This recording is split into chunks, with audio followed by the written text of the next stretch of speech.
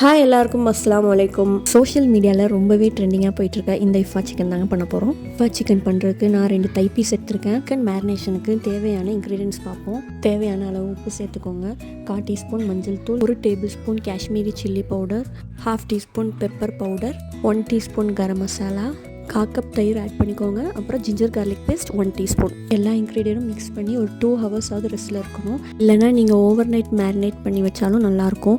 இந்த ரெசிபிக்கு மெயினே சாஸ் தான். இது செய்கிறதுக்கு நான் 2 டேபிள் ஸ்பூன் மைனஸ் எடுத்திருக்கேன்.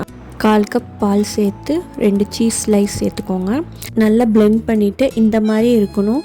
நம்ம பிளெண்ட் பண்ணியாச்சு. இப்போ பாருங்கள் எப்படி இருக்குன்னு. இந்த மாதிரி க்ரீமியாக இருக்கணும். இதுக்கப்புறம் நம்ம ஒரு பேன் எடுத்துக்கலாம். அதில் தேவையான அளவு எண்ணெய் ஊற்றிட்டு நம்ம மேரினேட் பண்ண சிக்கனை சேர்த்துக்கலாம். இது நல்லா லோ ஃப்ளேமில் தான் ஃப்ரை பண்ணணும். நீங்கள் மூடி வச்சு ஒரு 15 மினிட்ஸ் நல்லா குக் பண்ணிக்கோங்க. 15 மினிட்ஸ்க்கு அப்புறம் ஓப்பன் பண்ணி பார்க்கலாம். இப்போ நல்லா குக் ஆகிருக்கு. இப்போ நம்ம பெரட்டி விட்டுடலாம். பெரட்டி ஒரு 15 மினிட்ஸ் குக் பண்ணுங்கள். இப்போ நல்லா குக் ஆகிடுச்சுங்க.